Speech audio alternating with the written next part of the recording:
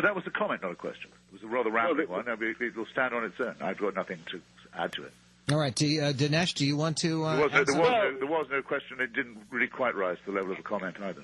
Yeah, I might, I would reformulate it a little bit to say I don't think it's that you can't act out morality, but the question then becomes where do you get this standard of morality? I mean, we all have this inborn sense that things are right and things are wrong, and they're not just right or wrong subjectively. They're not just right or wrong for me. If somebody punches me in the face, I don't say, well, that didn't feel nice.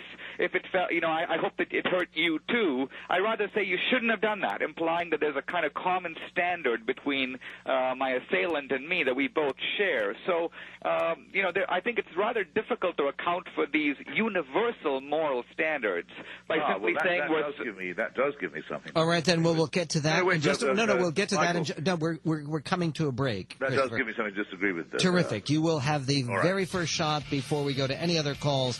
We will go directly to Christopher Hitchens in engagement with Dinesh D'Souza. Christopher, the author of God is Not Great, available in paperback, and Christopher, the author of What's So Great About Christianity, also, as it happens, available in paperback. We'll be right back.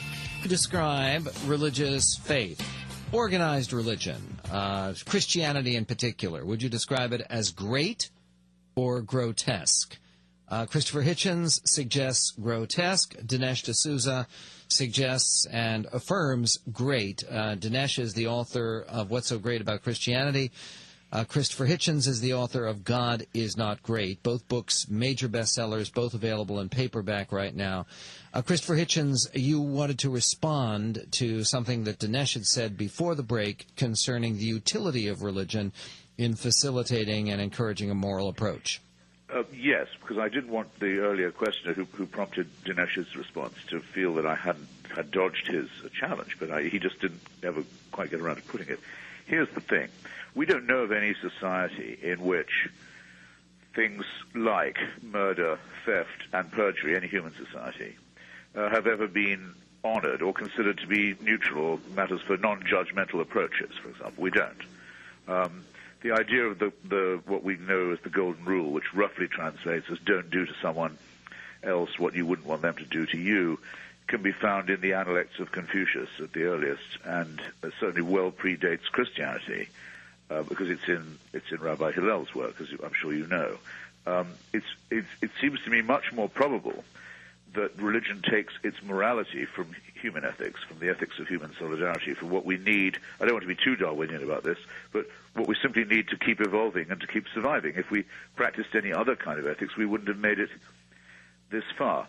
In other words, to the suggestion that God made man, I reply that it's a great deal more likely that man made not God, but very many, many gods. Which do you think is really the more probable of those two propositions? Let us go, if we can, to Steve in Seattle. You're on the Medved Show with Christopher Hitchens and Dinesh D'Souza. Steve? Good afternoon. I'm a non-believer, an atheist, a biologist, and over the years I've had many, many friends of atheists, Christians, and as the time has gone on, I find that my association with Christians to be much more enjoyable than the friends of mine that are atheists, and that in social setting, this is going to lead to a question for Christopher Hitchens.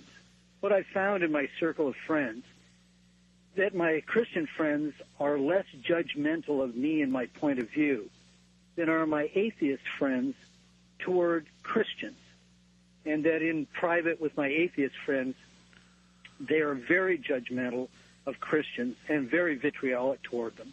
When I'm with my Christian friends or people I get to know that may think that I'm Christian, and I haven't witnessed to them yet that I'm an atheist, I find that they're very much less judgmental and vitriolic to atheists. So question. So my question is, do you make an effort to associate and create friends with Christians like I have? Christopher? I don't make a special effort, no, but I mean, I was brought up amongst them. I was educated with them. I have a number of friends who are quite devout. I would only say, really, it seems to me a waste of your Christianity to be non-judgmental. I mean, if you don't think that Jesus Christ is the way, the truth, and the life, and that no one comes to God except by him, and everyone else is wasting their time, which seems to me to be a judgmental statement. You're not really a Christian. So these people that you're hanging out with sound to me like the sort of insipid cultural Christians who you meet all over the place who are effectively no better than Unitarians. Dinesh?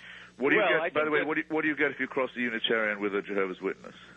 Okay, go ahead. Someone who comes and bangs on your door for no particular reason. Dinesh, go ahead. Well, see, I think that certainly in terms of affirming truths about salvation and so on, Christians must be judgmental. On the other hand, I think maybe what the questioner was getting at is this, and that is that it's very conceivable for every religious believer to imagine what a position of non-belief might be like. And that's because the position of non-belief is just to look around the world and say, hey, God's invisible, we don't see. So atheism is totally comprehensible from within the religious view. And that may be why Christians are tolerant of it, because in a sense they can see where the atheist is coming from. Now, from the atheist point of view, the Christian who believes in an afterlife and heaven and hell and the Trinity and so on, the atheist treats this as preposterous, akin to millions and millions of people having mass hallucinations, spotting UFOs and so on. So it's one thing to say that there's a bunch of people in Texas who have seen a creature from another planet, but when you say that 99% of the world's population is suffering from collective mass delusions, I think this is a little bit of an arrogant if you have position. seen creatures from another planet, don't call. We're on with creatures from this planet. Dinesh and Christopher Moore coming up. Mike. 44 minutes after the hour on the Michael Medved Show. Two of the most challenging books on both sides of the issue of religion in our world are the books by Christopher Hitchens, God is Not Great, and by Dinesh D'Souza, What's So Great About Christianity. We have the privilege of having both gentlemen joining us in this hour of the Medved Show. Let's go to Jack in San Antonio, Texas. You're on the Medved Show with Christopher Hitchens and Dinesh D'Souza. Hello, Mr. Hitchens. Hello.